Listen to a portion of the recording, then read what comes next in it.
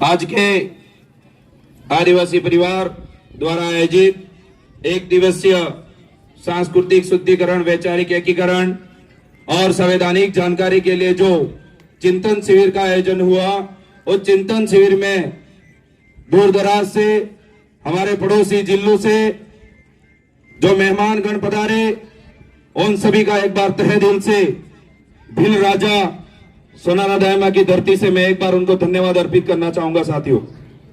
और तमाम वक्तागण अपनी अपनी बात रखी।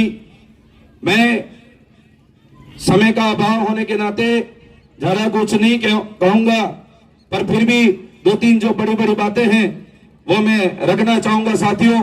कई सारे बुजुर्ग और कई सारे युवा साथी ध्यान आकर्षित करके कहीं न कहीं बैठ करके सुन रहे हैं कि कुछ तो बात हमारे दिमाग के अंदर ऐसी बैठ जाए जिसकी वजह से हम हमारा रही उम्र जो है हमारे समाज के उद्धार के लिए लगा सकते हैं।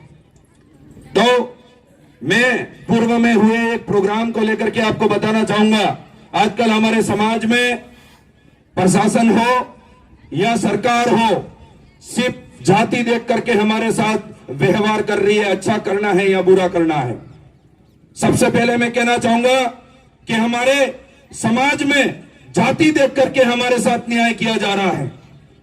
उदयपुर में पहले हुए प्रकाश बिल जो पैर काट डाले थे उस भाई के, और पूजा बिल के जो जघन्य अपराध किया था उस बहन के साथ में भी आज तक न्याय नहीं हुआ। वहां पर भी हमारे जो सरकार है सत्ता में और जो प्रशासन है वो जाति देख करके व्यवहार कर रहा है, हमारे को जाति देख करके न्याय कर रहा है। आज दूसरी जगह जैसे आज आपका ये बारिश का मौसम आ गया है, वहां पर भी मुझे सुनने में मिला सुबह कि आपकी जो अभी खेतों में मक्की जो बोओगे आप, उसमें वो बोने के लिए भी वहां पर भी कैटेगरी वाइज आपके जो पैकेट बनाए गए हैं। आपको जो पंचायत के अंदर मक्की मिलती है वो वहां पर एक तो बैग पैक प्लास्टिक में पैक किया जा रहा है और एक पैक बोरी टाइप जो थैली आती है उसमें पैक किया जा रहा है। और वहां बताया जा रहा है, आइडेंटिफाई किया जा रहा है कि एसटी का है या जनरल का है। तो मैं उन सरकार से कहना चाहता हूं, आप जो बीज हमें खिला रहे हो, जो बीज आप हमको दे रहे हो, वो बीज आपका काम वाला नहीं है। आप जो जाति देख करके हमको डिस्ट्रीब्यूट कर रहे हो। मैंने कई सारे भाई है जो एग्रीकल्चर वाले, उनसे पूछा था कि ऐसा क्यों कर रहे हैं ये लोग। तो सरकार की मोनोपोली है जातिवाद को बढ़ावा देने के लिए। मैं फिर से कहना चाह रहा हूं, पूर्व में हुई एक 18 तारीख का जो प्रोग्राम था वहां पर भी जातियों को देख करके ही इस तरीके से हमारे साथ व्यवहार किया। मैं कहना चाहता हूं, वहां पर खाने गए होंगे, कई सारे लोग गए, उनको कहना चाहता हूं कि आप क्या डिलिस्टिंग कर रहे हो। आज हमारा प्रोग्राम देखो, जहां कुदरत समझ रही थी कौन लोग इकट्ठा हो रहे हैं, प्रकृति समझ रही थी, पर प्रकृति और कुदरत को भी लगा कि यहां तो मुझे खुद बसाने वाले लोग, मुझे खुद बचाने वाले, आगे बढ़ाने वाले, मेरी रक्षा करने वाले लोग इकट्ठा हो रहे हैं, इसलिए वो खुद ठहर गई है। वो खुद ठहर गई है। और कई सारे आयोजन कमेटी ने बोल बाधा की होगी, वो चढ़ा लेना आप। पर मैं डिलिस्टिंग करने वाले लोगों से कहना चाहता हूं, अरे भाई साहब, आप तो प्रोग्राम भी करोगे, आप तो फोकट की गाड़ियां भी लगा दोगे और आप तो पैकेट भी बना लोगे खाने पीने के, फिर भी आपके वहां लोग नहीं आएंगे। और आए हैं वो भी अभी थोड़ी उनकी जो मानसिक गुलामी हटी नहीं है, इसीलिए वो आपके पास आ रहे हैं। पर डिलिस्टिंग करने वाले जो लोग हैं, डिलिस्टिंग की बात करने वाले जो लोग हैं, आपको तो प्रकृति भी सहन नहीं कर रही है। आपके ऊपर तो कई सारी बारिश हो रही थी, आप तो खड़े खड़े सुन रहे थे, किसी को सुनाई भी नहीं दे रहा था। आपको तो प्रकृति भी नहीं चाहती है कि ऐसे लोग मेरे यहाँ जिंदा रहने चाहिए। तो फिर हम लोग कैसे बख्श देंगे आदिवासी परिवार वाले। इसीलिए आज भी कह रहे हैं, अभी भी समय है, लौट आओ आदिवासी परिवार की जाजम पर, आ जाओ, स्वागत है आपका। भटक गए थे, कोई बात नहीं, हम स्वागत करते हैं, आइए आज।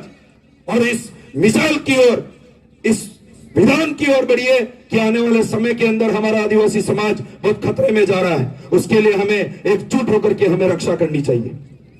कुछ समय पहले मैं कहना चाहूंगा, सीधा सचेत करना चाहूंगा कि कुछ समय पहले हमारे साथ जाति विशेष के आधार पर न्याय किया जाता है। आदिवासी भाइयों ने तो होनहार भाई है लसाड़िया के, जिन्होंने वन विभाग के खिलाफ वहां पर गलत तरीके से, अवैध तरीके से वहां पर खनन किया जा रहा था, तो उसके खिलाफ लड़ाई लड़ने के लिए खड़े हुए, उनके ऊपर एफआईआर दर्ज करके जान से मारने की धमकी दे करके ऐसी गलत जघन्य रिपोर्ट लिख करके उनको जेल में डाल दिया।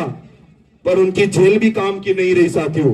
10 और 11-12 दिन के अंदर वो जेल खोल करके बाहर आ गए और हमारे बीच में विराजमान है। उनके लिए तहे दिल से तालियां होनी चाहिए साथियों, क्योंकि हम प्रकृति प्रेमी हैं, हम कुदरत प्रेमी हैं। हमें कोई जेल की बेड़ियां नहीं रोक सकेगी, क्योंकि हमने यहाँ की जो बेड़ियां बंधी हुई थी वो खोल करके फेंक दी है।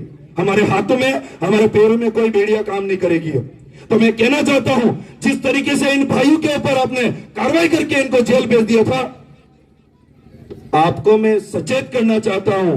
कल परसों ही एक एफआईआर हुई है जिसके अंदर एट्रोसिटी एक्ट लगा है, और अपने भाई को जिस जगह पे काम कर रहा था उसको बाइक मांगी कि मेरी मक्की लेकर के आ जाता हूं, मैं कहीं काम से जा रहा हूं। मैं उस भाई को, उस मालिक के द्वारा जहां नौकरी कर रहा था, उसको इतनी बुरी हालत से पीटा है। मैं सचेत करना चाहता हूं प्रशासन से भी, 2 से 3 दिन का अल्टीमेट दे रहे हैं हम।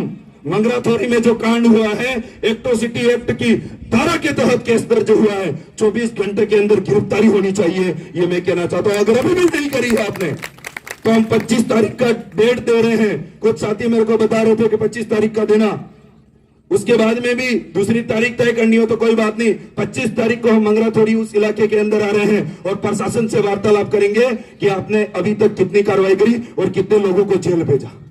आपको जेल भेजने के लिए भी लोग हमारे ही मिलते हैं, और जब आपके सिंग मिंग आ जाते हैं तब आप ठंडे पड़ जाते हो। ये आदिवासी समाज अब चुप रहने वाला नहीं है। ये क्या सोच रहे हैं, मेवल क्षेत्र के अंदर जागरूकता कम है, उस इलाके के अंदर जागरूकता कम है, हम उनको कमजोर नहीं होने देंगे। हम आपके साथ में खड़े।